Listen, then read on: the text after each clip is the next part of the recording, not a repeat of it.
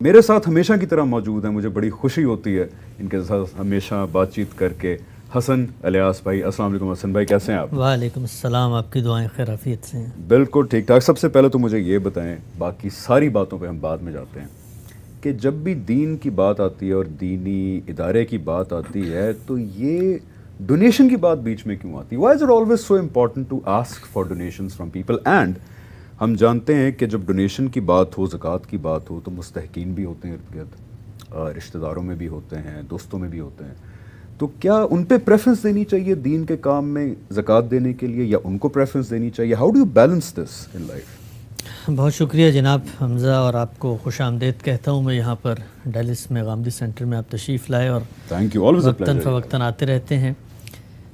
جہاں تک آپ کے سوال کا تعلق ہے تو دیکھیے، میں ذرا کھل کے بات کروں گا اس بات پہ.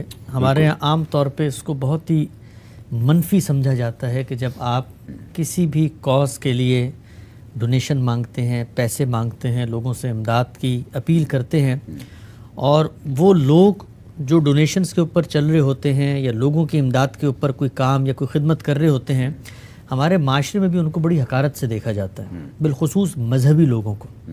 آپ نے اکثر ہی دیکھا ہوگا، ہمارے فکر کے اندر بھی اختلاف ہے علماء سے، رویوں کی بحثوں میں بھی ان سے ایک نقطہ نظر کا اختلاف رہتا ہے، لیکن ایک بڑی تعداد ہے جو ان کو صرف اس وجہ سے حقیر سمجھتی ہے کہ وہ لوگوں کی امداد اور لوگوں کے ڈونیشن اور لوگوں کے چندوں پہ پلتے ہیں. آپ نے سنا ہوگا اکثر یہ جملہ، جو کچھ لوگ مذہب سے بیزار ہوں یا مولویوں سے ان کو کوئی تکلیف پہنچی ہوئی ہو تو وہ اکثر کہتے ہیں کہ یہ مولوی، یہ تو ہمارے چندے پہ پلتے ہیں، ان کی کیا حیثیت ہے، ان کی کیا اہمیت ہے، ان کی کیا اوقات ہے.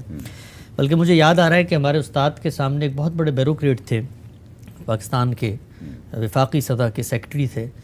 انہوں نے دوران گفتگو یہ جملہ کہا کہ یہ مولوی تو ہماری خیرات اور زکوٰۃ پر چندے پہ پلنے والے، ان کی کیا حیثیت اور اوقات ہے. تو ہمارے استاد بڑے جذباتی ہو گئے اور انہوں نے ان کو جواب میں کہا کہ آپ پھر کس پہ پلتے ہیں؟ اس چندے پر، اس زکوٰۃ پر جو مجھ سے زبردستی اور جبرن لے لی جاتی ہے. یعنی وہی ٹیکس کا پیسہ ہے جس سے سرکاری ملازمین کو تنخواہ دی جاتی ہے، لیکن ہمیں وہاں پر یہ کوئی عیب کی بات نہیں لگتی، ہمیں وہاں پر یہ کوئی کمتری کی بات نہیں لگتی، اس لیے کہ وہ ایک نظام میں ڈھل کے ہم اس سے براہ راست مستفید ہو رہے ہوتے ہیں.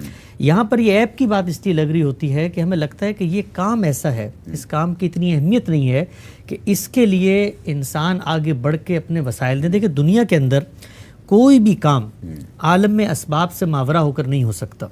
یہاں تک کہ پیغمبر کو بھی جب اللہ تعالیٰ دنیا میں مبعوث فرماتے ہیں تب بھی لوگوں سے یہی مطالبہ کرتے ہیں کہ اپنے اموال اور اپنی جانیں، ان دونوں سے آ کر محنت کرو. یہ نہیں ہوں گے تو عالم اسباب کے اندر نتیجہ کارگر نہیں ہو سکتا. تو مسلمانوں کی جس طریقے سے اور پہچان ہے، ہم ایک ملک کے شہری ہوتے ہیں، ہمارے ایک وطن سے تعلق ہوتا ہے. اب دیکھیے، ہمارے ہاں مختلف سوشل کاز شروع ہوئے.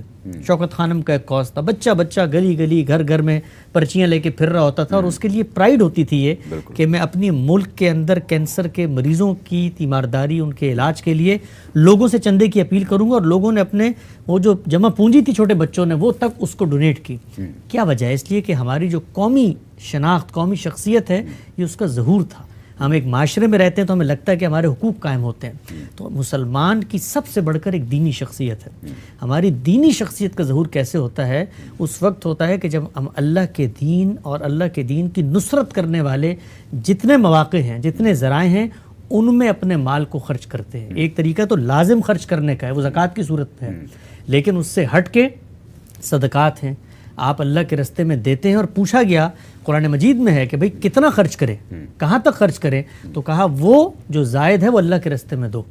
تو اللہ کے راستے میں دینا یہ ہماری مسلمان ہونے کی حیثیت اور شخصیت کا ظہور ہے. ہماری قومی زندگی، ہماری ملی زندگی، ہماری شخصی زندگی، اگر ہم مسلمان ہیں تو اس کا ظہور ایسے ہی ہوگا. وہ جو بات آپ نے پوچھی وہ بڑی اہم بات ہے، میں اس موقع پہ چاہتا ہوں کہ اس کو بھی میں مختصر بیان کر دوں. یہ سب کچھ ہم نے کرنا ہے، یہ ہوا پانی کی طرح ہماری ضرورت ہے، لیکن کیا یہ واجبات دین میں سے ہے؟ کیا یہ فرائض میں سے ہے؟ اس کی نوعیت کیا ہے؟ اس کو بھی طے کرنا چاہیے. مجھے پھر یاد آتا ہے اپنے استاد کا ایک معاملہ کہ ایک صاحب پاکستان سے تشریف لائے، ہم ان کی مجلس میں بیٹھے تھے، تو انہوں نے آ کر ان سے کہا کہ جی کہ میں ایک رقم دینا چاہتا ہوں، اور اچھی خاصی بڑی رقم تھی، ادارے کو دینا چاہتا ہوں. تو ہم بحیثیت کارکن بحیثیت شاگرد بڑے خوش ہوئے کہ بھئی ہمارے اس فکر کو فروغ ملے گا، ادارے کو پیسے ملیں گے، ظاہری بات ہے وسائل ہوں گے، اس سے کیپیسٹی بڑھے گی، نئے لوگ آئیں گے، بلڈنگیں اچھی ہوں گی، پیغام پھیلے گا، تو ایک خوشی ہوتی ہے، فطری چیز ہے۔ اور میں نے یہ سوچا کہ ایک فکر کا دائی ہے، فکر کا بانی ہے، اس کو زیادہ خوشی ہونی چاہیے کہ بھئی اس کے کاز کے لیے لوگ ایسے بڑھ کے اپنی پوری زندگی کی جمع پونجی دے رہے ہیں۔ لیکن ان کا پہلا سوال کیا تھا؟ ان کا پہلا سوال یہ تھا کہ یہ جو کچھ آپ دینے کے لیے آئے ہیں، یہ آپ کا مال ہے، اس پر سب سے پہلا حق تو آپ کے اپنے اعزہ اور اقربا کا ہے، آپ کی اولاد کا ہے، آپ کے ارد گرد کے لوگوں کا ہے، آپ کے پڑوسیوں کا ہے، آپ کے رشتہ داروں کا ہے، وہ قرابت مند، ان کا پہلا حق ہے۔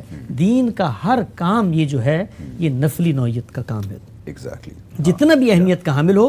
ہم سارے لوگ دین کے ادنا سے کارکن ہیں، طالب علم ہیں، اور تمام دینی کام کرنے والے لوگ۔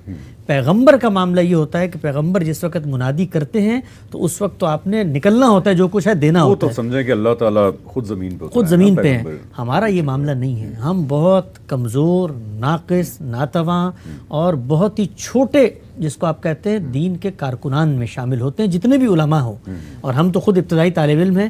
تو ہمارے کسی بھی کاز، کسی بھی مشن، کسی بھی مقصد میں پیسہ اگر آپ دیتے ہیں تو یہ بات یاد رکھیں کہ روز قیامت وہ پیسہ آپ کو اللہ کی راہ میں نجات نہیں دلوا سکتا اگر آپ نے اپنے والدین، اپنے بچوں، اپنے پڑوسیوں، اپنا اعزہ اقربا کا حق ادا نہیں کیا، یہ بلکہ وبال جان بن جائے گا۔ آپ یہ مت کہیے گا کہ شروع میں آپ نے ڈونیشن کی اپیل کی تھی اور میں اس کو I absolutely actually sorry to cut you off. I agree with that. I 100% agree with that because اکثر ایسے مقاصد، بہت عظیم مقاصد، جب وہ مدد کی اپیل کرتے ہیں تو وہ اتنی اوور ویلمنگ اپیل ہوتی ہے کہ وہ جو بیسکس ہوتے ہیں وہ کورس کریکشن نہیں کرتے۔ یہ بالکل آپ نے ٹھیک بات کی کہ ارد گرد پہلے اپنے دیکھیں اور جو فرائض ہیں ان کی طرف آپ توجہ دیں، وہ پورے کریں۔ جو آپ کے ارد گرد ضروریات ہیں، عزیز و اقارب ہیں، چاہے غریب ہوں، نیبر ہوں، رشتہ دار ہوں، وہ سب کچھ ادا کرنے کے بعد اگر آپ کے پاس کچھ بچتا ہے، نفل عبادت سمجھ لینا اس کو، دین کی نصرت کے لیے اگر آپ وسائل لگاتے ہیں، تب یہاں پہ دیں۔ This is I think a very beautiful thing, and you not overwhelmingly seeing کہ بس جو ہے دے دیں ہمیں۔